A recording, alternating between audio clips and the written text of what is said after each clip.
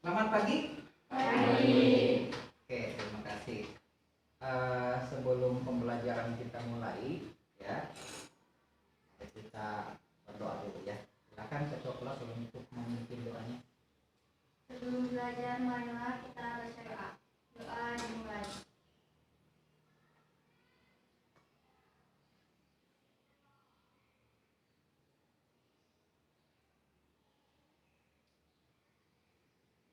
Selesai bersama.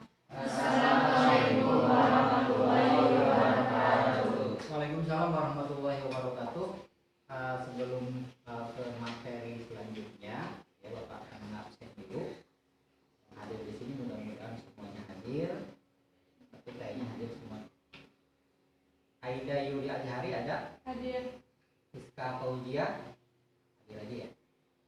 Ida Farida Hadir. Krisna Nugraha.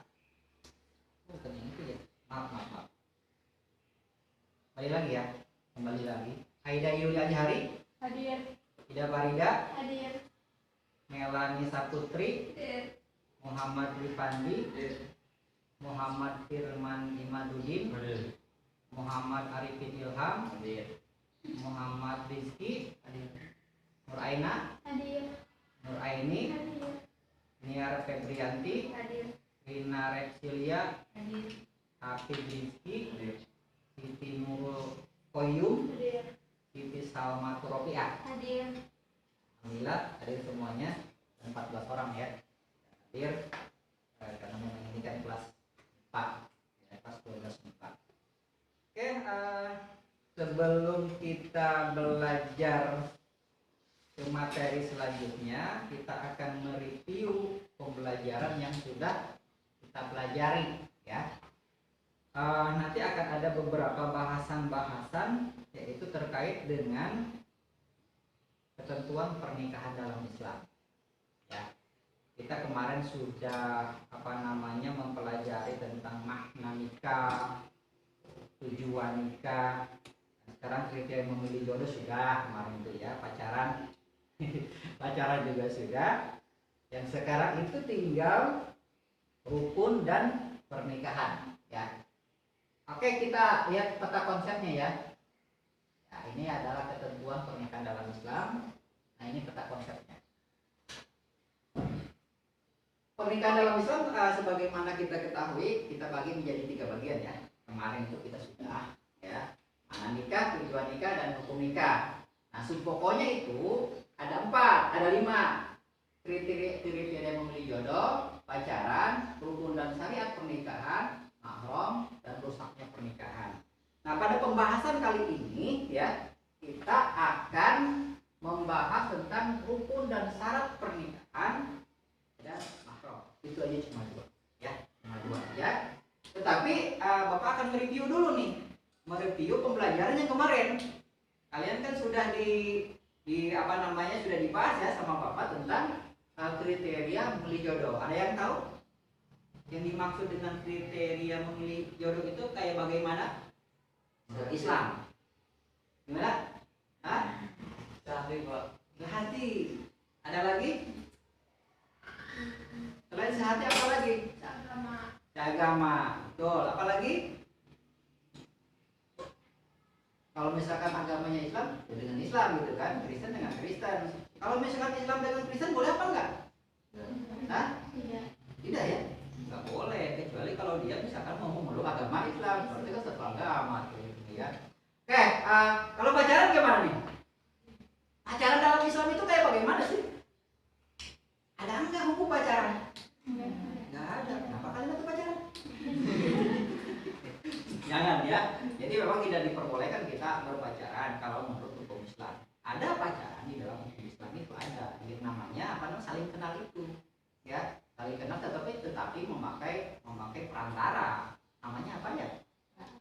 Taruh. Ya, betul, namanya taruh. Oke, kita ke pembahasan berikutnya saja ya. Nah, ini sebelum kita ke materi pokok, kita harus tahu tujuan pembelajaran kita itu untuk apa ya.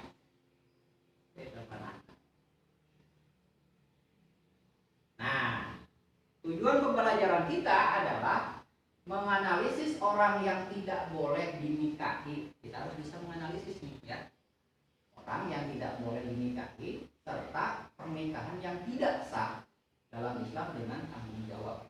Itu yang pertama, tujuan pembelajaran. Yang kedua adalah menganalisis rukun dan syarat pernikahan dalam Islam dengan penuh tanggung jawab. Ya, kita harus tahu rukun dan syaratnya. Kita analisa nih, ya, betul apa kagak nih, ya. Terus selanjutnya adalah menilai hikmah pernikahan dalam Islam dengan penuh kejujuran. Jadi kita juga harus tahu tentang hikmah pernikahan tersebut. Itu tentang tujuan pembelajaran kita. Selanjutnya, nah, kompetisi dasar ya.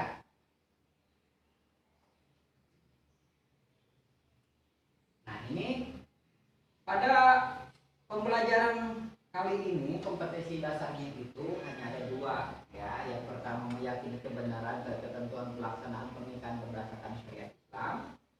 Terus yang kedua menunjukkan sikap bersatu dan kebersamaan dalam lingkungan masyarakat sebagai implementasi ketentuan pernikahan dalam Islam.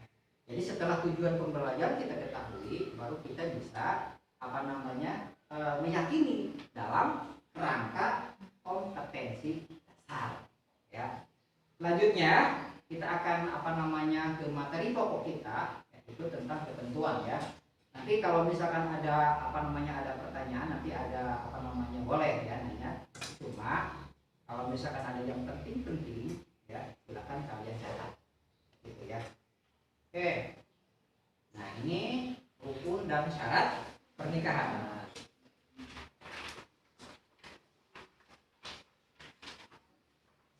Nah, ini definisinya ya, rukun dan syarat pernikahan. Para ahli fikih berpendapat dalam menentukan rukun dan syarat pernikahan. Jadi ada beberapa pendapat dari para ulama ya, karena memang ulama itu tidak yang namanya nikah itu kan furu'iyah ya, bagian daripada fikih. Sedangkan fikih itu kan furu'iyah, banyak cabang-cabangnya ya. Tetapi walaupun furu'iyah ya, kita harus bersanding dengan hadis dan Al-Quran dan hadis kan.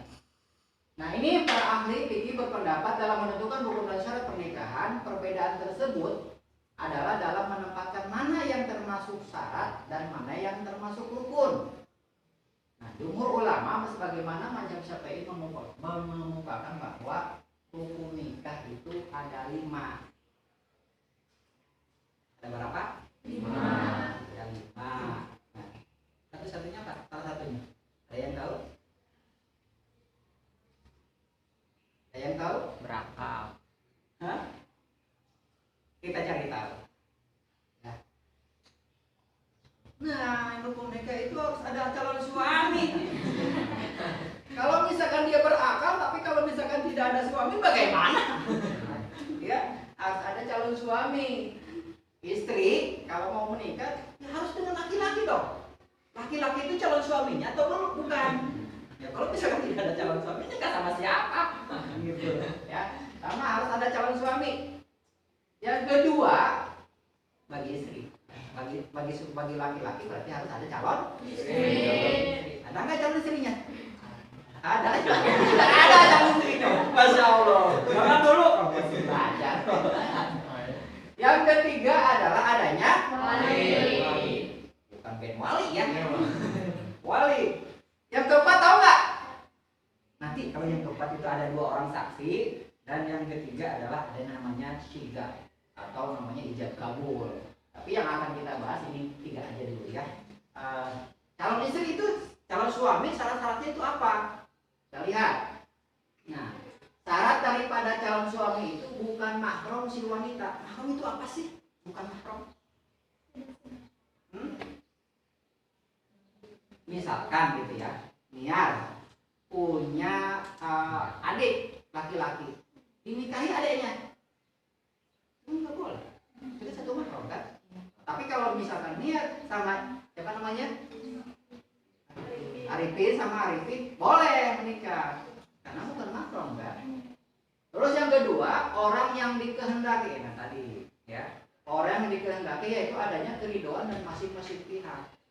Laki ridho, ini kan. Ya, perempuannya juga begitu. Kamu siap ini kan? Iya. Kali dari mau beli 5 misalkan. Yang kedua adalah calon istri. Nah, syarat-syaratnya ini sama kayak laki-laki, bukan mahram si laki-laki. Ya. Terbebas dari halangan nikah. Misalnya masih dalam masa idah atau status sebagai istri orang. Boleh. Ya, Arifin, ya, kamu nikah misalkan sama istri orang, diculik misalkan, nggak boleh. Kalaupun misalkan sudah dicerai, ya, sudah dicerai sama sama suaminya, tapi harus menunggu masa idahnya dulu, kan gitu kan? Baru masa idahnya sudah selesai, silahkan kamu nikahi Arifin. Jangan mau. Lanjut balik, ya. Nah, syarat-syarat wali. Syarat-syarat wali itu kita bagi menjadi 10 bagian. Yang pertama orang yang dikehendaki, ya. Jadi orang yang dikehendaki itu bisa saja kalau misalkan orang yang tidak kenal itu jangankan misalkan orang lain ya, saya mau jadi wali, nggak boleh kayak gitu. Kan harus ada syarat-syarat tertentu. Biasanya kalau misalkan di daerah kita yang jadi wali itu kan masih satu nasab sama kita ya. Kalau misalkan nggak ada orang tua, ya mamang. Kalau misalkan nggak ada mang, ya uak. Kalau misalkan nggak ada uak, ya anak uak. Jadi masih satu turun atau satu nasab itu boleh, ya. Terus mahram si wanita. Jadi betul mahram si wanita itu saudara gitu kan. Yang ketiga, yang keempat, balik bukan anak-anak. Anak-anak nggak boleh jadi wali. Kalau misalkan nih, aduh bapak saya sudah meninggal, mamang saya nggak ada, kebanjiran misalnya, terus wah saya nggak ada ke luar negeri, itu siapa yang jadi wali saya? Ada saya masih kecil, misalkan 5 tahun misalkan, ya itu tidak boleh. Ya. Nah bagaimana dengan wali nantinya? Walinya itu biasanya pakai wali hakim biasanya kalau misalkan kayak begitu ya, tidak ada wali sama sekali. Masa sih? Kalau di kampung kita kan biasanya banyak ya saudara-saudara kita. Terus yang keenam adalah adil, tidak pasif. Nah, yang jadi pertanyaan, pasif itu apa sih? Ada yang tahu? Pasif itu apa? Ada musyrik, ada fasik, ada munafik, ada kafir. Pasif itu apa? Cuk, yang tahu? Fasik itu statusnya sama kayak kita sebagai dalam KTP ya. Dalam KTP agamanya Islam, tapi dia itu sering melakukan dosa, sering melakukan maksiat. Ya. Itu namanya fasik. Begitu. Kalau kita simpulkan atau kalau kita rumuskan ya kayak begitulah fasik. Ya.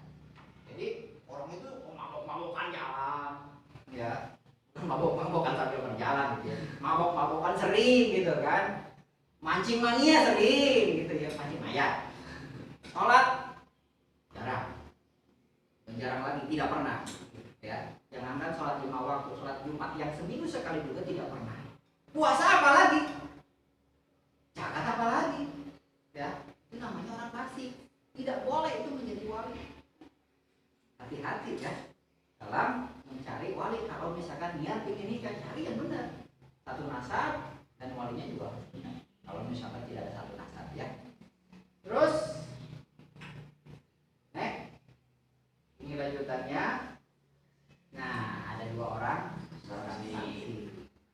Yang kelima adalah sigok atau ijab kabul. 2 orang saksi. Syarat-syaratnya ini ya, firman Allah Subhanahu wa Ta'ala, dan persaksikanlah dengan 2 orang saksi yang adil di antara kalian. Syaratnya berjumlah 2 orang, ya, bukan budak, bukan wanita, dan bukan orang fasik. Tadi terkoneksi dengan tadi ya, sinkron. Yang kedua, tidak boleh merangkap sebagai saksi walaupun memenuhi kualifikasi sebagai saksi. Iya, bagaimana ini merangkap nih?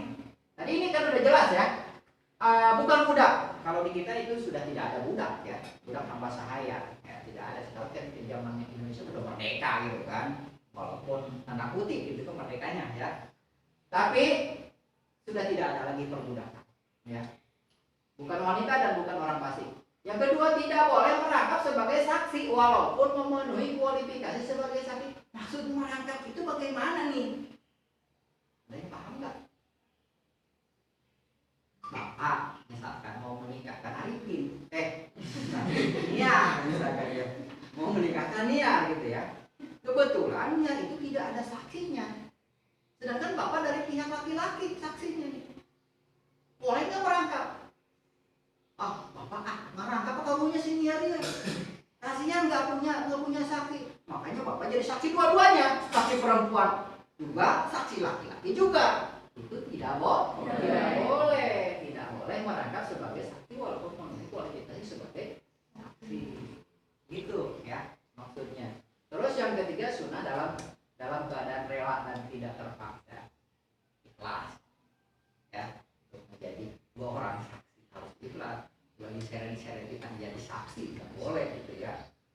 Terus, nah ini dia nih, walaupun ini ada nomornya di nomor 5, tapi ini paling penting di dalam bab pernikahan. Saksi ada, calon suami istri ada, wali ada, tetapi ijab kabul tidak ada. Sah apa enggak? Enggak sah. Gitu ya. Walaupun ini di nomor 3 adanya, ya, dari nomor 5. Syarat sigot itu tidak tergantung dengan syarat lain, ya, tergantung, otomatis dia mandiri kan. Tidak terikat dengan waktu tertentu, kapan saja boleh. Ya, yang penting walinya mau datang ke rumah kita.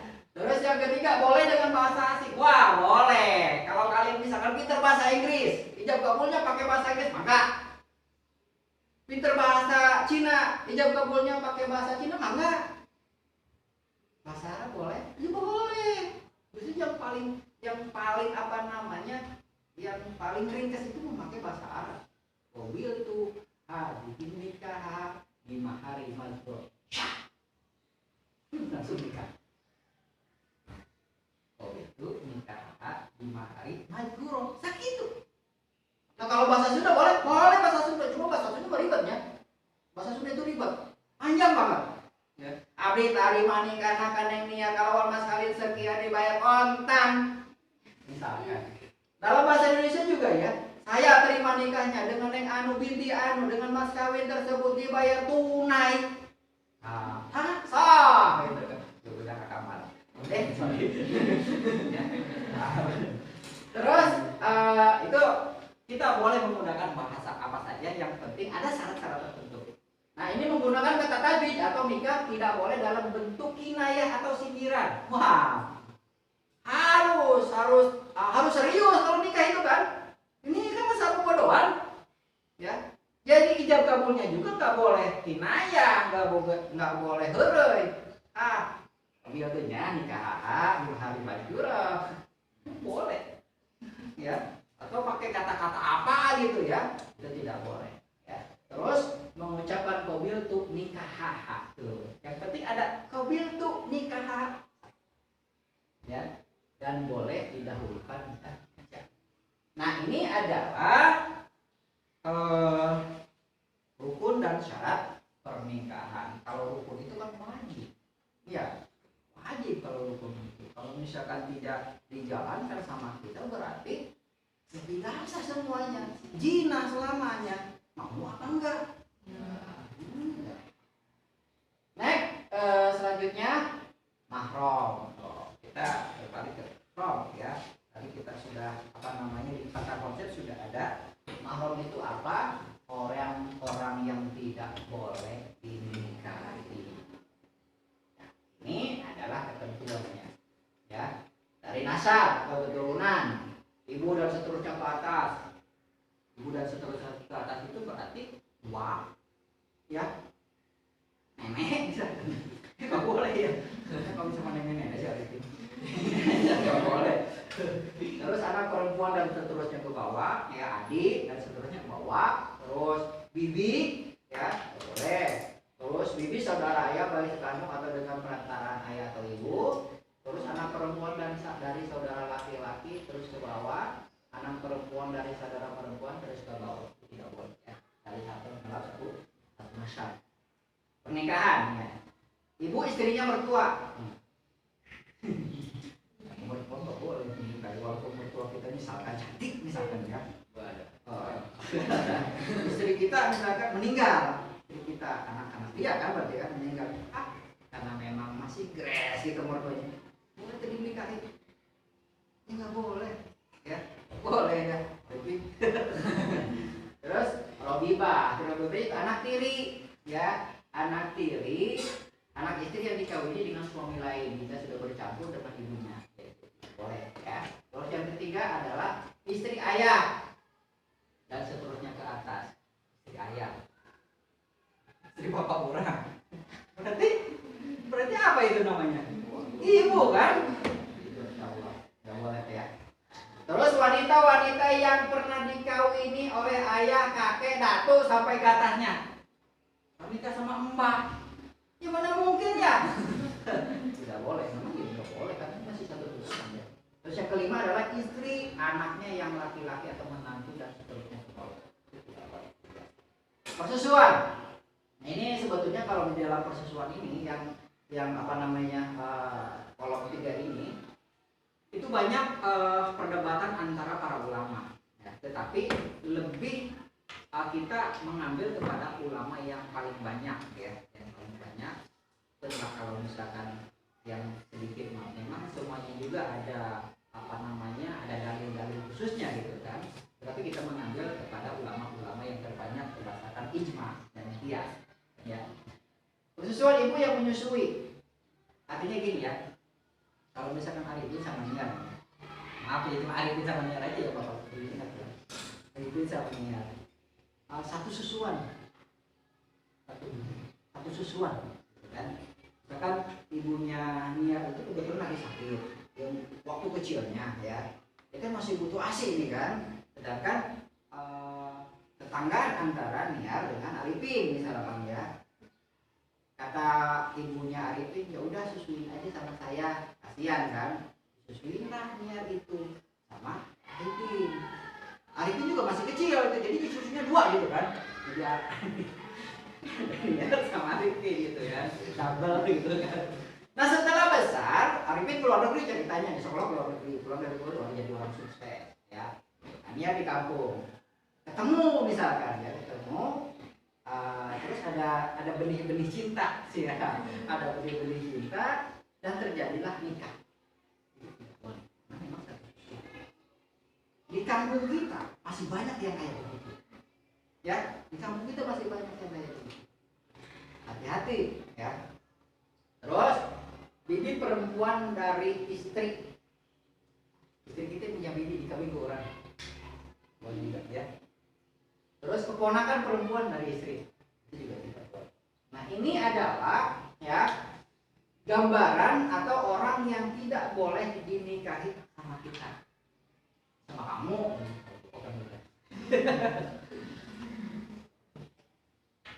Nah ini adalah hikmah pernikahan dalam Islam. Sesuatu yang diwajibkan, sesuatu yang disuruh oleh Allah itu pasti ada hikmahnya, betul nggak? Ada makna. Pernikahan merupakan sunnah Nabi yang sangat dianjurkan pelaksanaannya bagi umat Islam. Kan gitu ya. Ini sunnah Nabi, walaupun ini sunnah Nabi, tapi memang kita diperintahkan untuk menikah. Ibadah yang paling enak itu menikah, betulnya. Enggak, perempuan juga sama, ya. Kan gini ada hadisnya, an-nikahu sunnati paman rogiba an sunnati palaisa minni. Nikah itu adalah sunnatku. Paman rogiba maka sahajal anu tidak mau menikah maka dia itu tidak akan menjadi golongan umat Nabi. Itu ada hadisnya ya.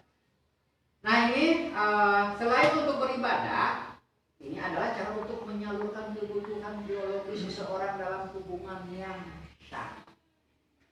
Kalau sudah dewasa kan pasti ada hormon-hormon tertentu yang ingin dimuncratkan, dikeluarkan gitu ya. Dikeluarkan. Maka nikah itu adalah salah satu cara yang ibadah, salah satu ibadah yang disyaratkan atau yang disunahkan oleh Nabi kita.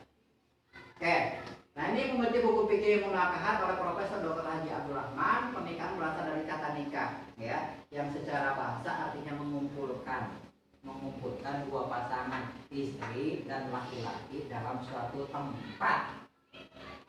Mengumpulkan, sengaja dikumpulkan, ya.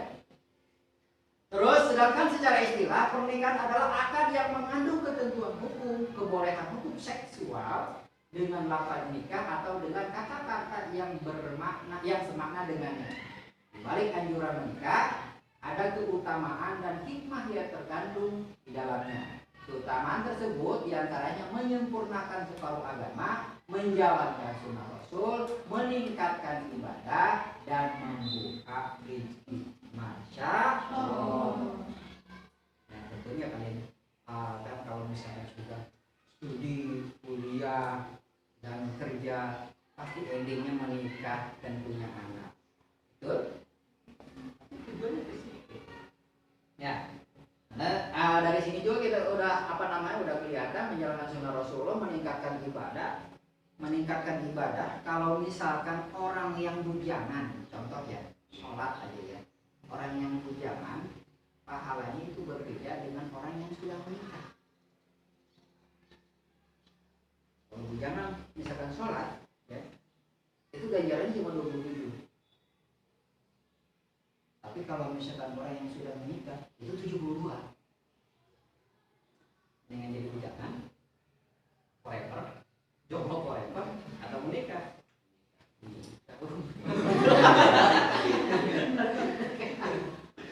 Oke, ini bagian ya. Ini Bapak membagi-bagi hikmah pernikahan ke dalam beberapa konsep, yaitu pertama memenuhi tuntutan fitrah.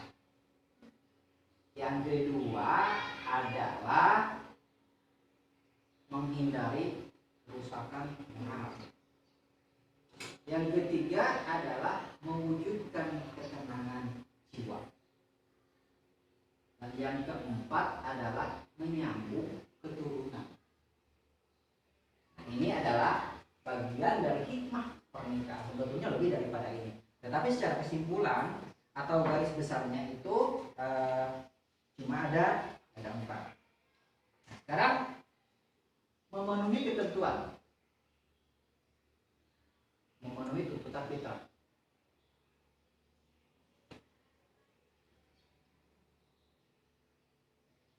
Ini yang pertama, kita manusia bukan? Manusia diciptakan oleh Allah Subhanahu wa Ta'ala dengan rasa tertarik kepada lawan jenisnya. Betul. Laki-laki tertarik dengan wanita. Betul. Begitupun sebaliknya. Ya. Ketertarikan ini merupakan fitrah yang telah Allah tetapkan kepada manusia. Jadi kita tidak berdiri kalau misalkan, kok gua kasih itu fitrah manusia. Emang dibuatnya sengaja dibikin kayak begitu, ya. Kan ada dulu Nabi Adam diciptakan pertama kali oleh Allah Subhanahu wa Ta'ala. Itu kan sendirian kan di surga. Betul? Sendirian. Buingga sahan coba bahasa Sundanya. Dia itu galau.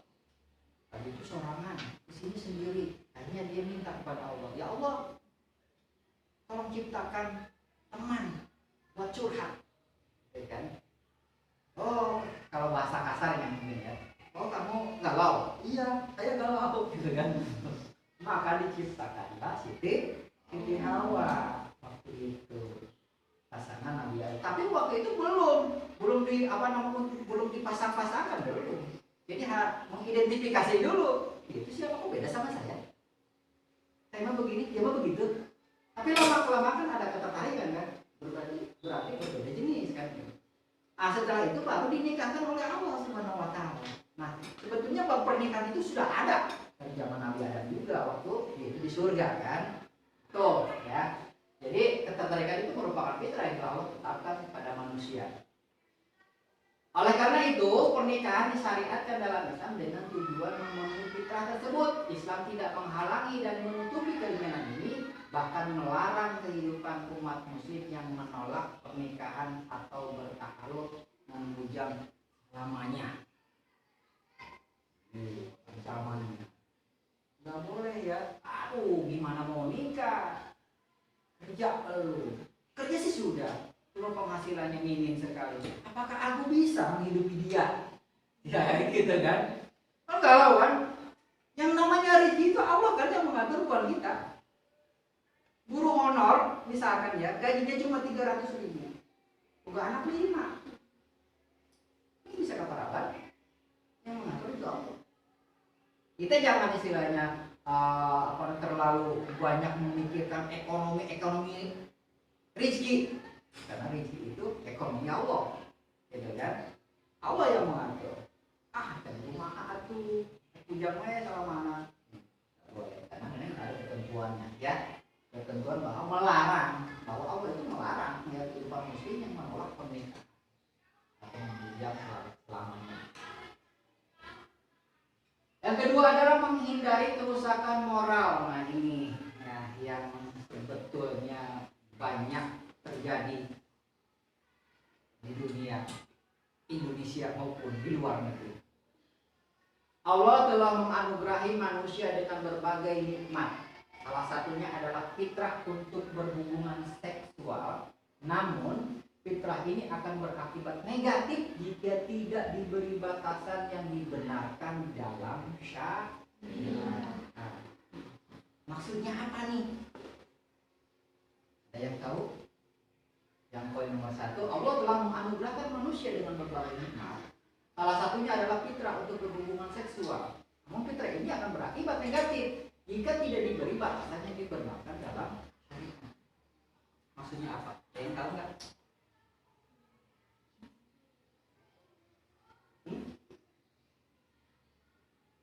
Lah, kok pada diam? Maksudnya begini, ya. Maksudnya begini. Kita kan diberikan oleh Allah itu kan nafsu, ya, nafsu seksual. Tapi kadang-kadang nafsu seksualnya itu tidak dikendalikan sama keimanan kita kan. Jadi yang mengendalikan itu sebetulnya keimanan, ketakwaan kita kepada Allah. Ketika keimanan dan ketakwaan Allah tersebut hilang, maka dia akan mencari, akan menjadi budak hawa nafsu. Contoh, di Parung, misalkan banyak wanita berjejer di sana dengan tarif sekian, dengan Parung aja sih, yang lain gitu ya, dengan tarif sekian. Wanita, laki-laki juga sama, ada tarifnya laki-laki. Kalau perempuan dinamakan namanya itu WTS misalkan ya, wanita tuna. Mau nggak WTS? Wanita tuna susila. Ya Allah. Kenapa tuna susila disebut tuna susila? Susila itu asalnya kan dari sosiologi. Wanita yang tidak mempunyai daerah lah, cocok bahasa Sunda mah gitu kan. Kalau laki-laki apa namanya? Kalau yang sering menjajakan sesuatu,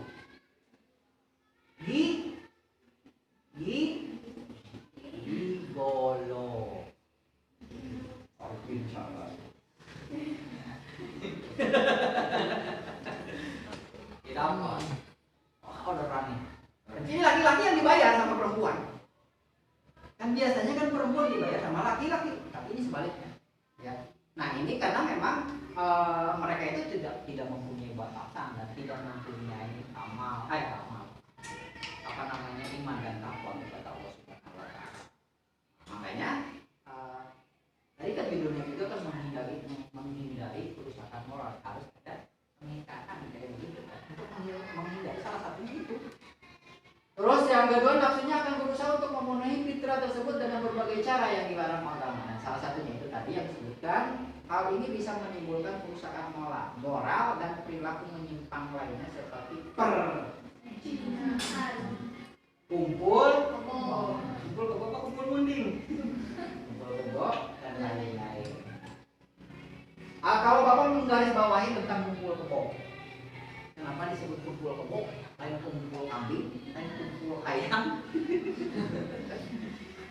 sebetulnya kita sebutkan aja ya. Kumpul kebo itu laki-laki dan perempuan layaknya sebagai suami istri ya, ada dalam satu rumah tersebut tertentu, yaitu melakukan hubungan seksual, pokoknya layaknya sebagai suami istri gitu kan, tetapi tanpa ada ikatan pernikahan. Liberalisme kan. Ini adanya bukan di Indonesia. Di Indonesia sudah ada sekarang. Di Indonesia sudah ada, sudah marak. Ini adanya banyaknya di luar negeri. Kayak di Amerika Serikat itu mereka sudah biasa. Cocok-cocokan. Kalau cocok diteruskan pernikahan, walaupun misalkan mereka itu udah punya anak 3 misalkan dari hasil kumpul kebo tersebut. Ya, boleh. Tapi kalau misalkan tidak cocok, ya udah tinggalkan aja. Dalam Islam itu tidak dilarang. Ya. Tapi prakteknya memang sekarang sudah banyak yang kayak begini. Ya, tapi jangan mau dikumpul keboin. Lanjut. Mewujudkan ketenangan jiwa. Pernikahan itu mewujudkan untuk ketenangan jiwa. Pernikahan dan hikmahnya praktek Islam oleh Ahmad tadi dan kawan-kawan, salah satu hikmah pernikahan yang terpenting adalah ketenangan jiwa karena terciptanya perasaan cinta dan kasih. Makanya kalau misalkan kita pacaran sekarang gitu yang punya pacar, jangan dihabisin tuh cintanya, dibuat nanti aja. Kalau udah habis pas udah menikah bosen manten, udah bosen gitu ya. Dengan melakukan perkawinan, manusia akan mendapatkan kepuasan jasmaninya dan rohaninya berupa kasih sayang, ketenangan, ketentraman, dan kebahagiaan hidup. Allah Subhanahu wa taala berfirman. Ada tahu Pak Firman? Ada yang tahu enggak tentang apa namanya ayat Al-Qur'an yang sering ada di surat Undang loh? Iya, surat Ar-Rum ayat tahu. Pasti sering bikin apa, sering baca surat Undang ya. Ini dia. Coba kita baca bareng-bareng. Kalau lihatnya jelas nggak? Blur atau kelihatan jelas? Blur ya. Oke. Ini adalah suratnya ya. Surat Ar-Rum ayat 21. Ya. Ini ada di surat Undang. Bismillahirrahmanirrahim. Wa min ayatihi an khalaqalakum min anfusikum azwajan litaskunu ilaiha wa ja'ala bainakum mawaddatan wa rahmah inna fi dzalika laayatin liqaumin yatafakkarun. Itu ya, untuk pernikahan itu menyenangkan jiwa. Wa min ayatihi, dan di antara tanda-tanda kebesarannya, itu rujukannya kepada Allah ya. Ini ada min ayatihi, dan tanda di antara tanda-tanda kebesaran itu kepada Allah ya. An khalaqalakum, dia menciptakan pasangan-pasangan min anfusikum, untukmu, azwaja, dari jenismu sendiri. In anfusikum azwaja. Kalau misalkan dalam bahasa Sunda mah mungkin kayak gini ya. An khalaqalakum, nyentah geus nyiptakeun Allah lakum kam. Kita semua, pada kita semua, min anfusikum, tina diri urang sadaya azwaja. Azwaja itu naon? Perempuan kan. Kalau bahasa Sunda awewe. Lintas kuno ilahya, agar kamu cenderung dan merasa tentram. Kan kalau misalkan di dalam ceramah kiai di pernikahan biasanya gitu, semoga menjadi suami istri yang sakinah, mawaddah, warahmah. Ini ayat dari sini. Nah, sakinah mana? Enggak ada di sini sakinah. Lintas kuno. Itu yang dimaksud dengan sakinah, lintas kuno ya, merasa tentram. Kalau misalkan aku dengan dia merasa tentram, berarti lintas kuno, sakinah ya.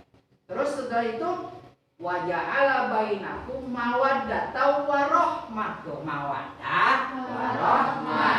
Eta pokokna mah ditarik kesimpulanna bahwa kalau syariat kita nikah itu hanya 3, litas kunu sakinah mawaddah warahmah. Itu tenang. Tangga ini kan ayo ngelaboro majikan atau misalkan laki-laki atau misalkan perempuan kerja ada laki-laki dulu.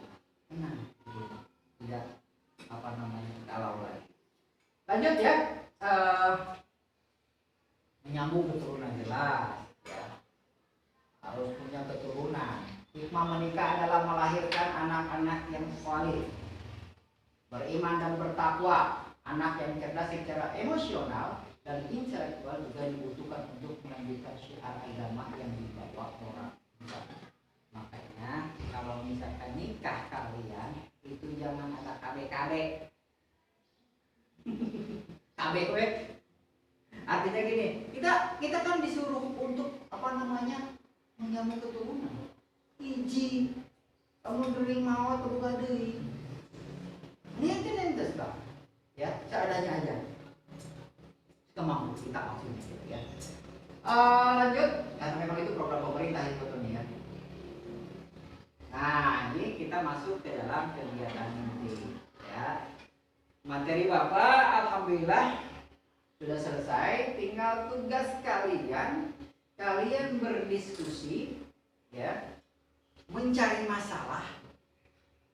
Karena memang kita sudah banyak masalah.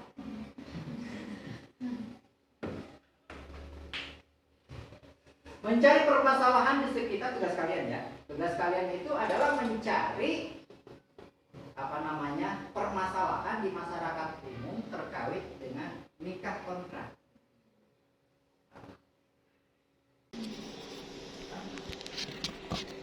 Yang kedua adalah kalian dituntut untuk mengidentifikasi tentang adanya nikah kontrak yang marak di daerah Puncak Kabupaten Bogor. Kita mengidentifikasi kenapa sih harus terjadi begitu? Kok perempuannya mau? Apakah tidak ada keterlibatan dengan pemerintah? Kan gitu kan? Siapa yang menjadi saksinya? Berarti saksinya goblok dong. Gitu kan? Oke. Terus yang ke ini adalah mencari dalil. Mencari dalil tentang nikah kontrak yang tidak sah dalam Islam. Oh. Terus setelah kalian mencari dalil, yang ketiga sudah teridentifikasi, sudah apa namanya, sudah mencari dan sudah mengidentifikasi, dalilnya sudah ada. Tolong berikan solusi sama kalian terkait dengan nikah kontrak. Solusinya bagaimana supaya di sono itu tidak ada nikah kontrak? Apakah solusinya diobrak-abrik? Misalkan, apakah kita membuat semacam tulisan atau kita mensosialisasikan kepada pemerintah yang misalkan ada nikah kontrak?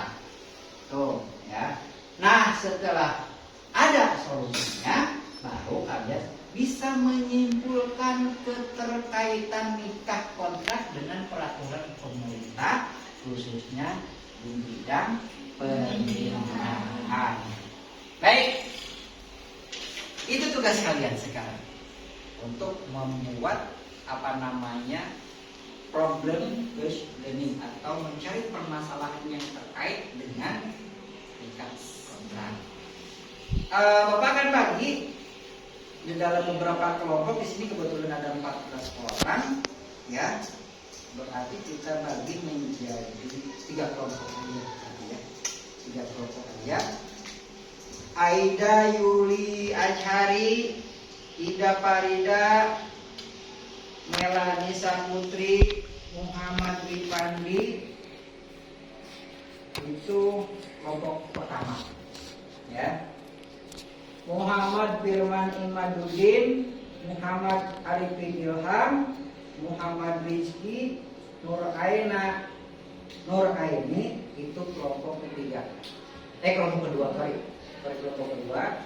Dan yang ketiga adalah Niar Febrianti, Rina Repsilia, Hafid Rizki, Siti Nurul Koyum, Siti Salmatul Robiah. Itu kelompok tiga. Yang terbagi di dalam yang disebutkan nama Bapak tadi, silakan akan berkumpul dengan teman-temannya. Setelah kalian berkumpul, setelah kalian merumuskan, ya, kan yang namanya problem solving itu tidak mungkin dalam satu hari, kan, ya. Nanti besok tugas kalian itu harus dikumpulkan, dan besok kita akan berdiskusi kembali tentang masalah nikah kontrak ini. Ya, siap semuanya? Ya. Oke, kalau siap, udah pada masuk bagian penutup, ya. Ini nanti kita akan ada pembimbingan tentang keterkaitan permasalahan tersebut. Nah, ini tugas guru, ya. Ini tugas guru. Pertemuan kali ini kita cukupkan dulu, ya. Sekian dan terus belajar terus. Semoga bermanfaat. Wabillahi taufiq wal hidayah. Wassalamualaikum warahmatullahi wabarakatuh.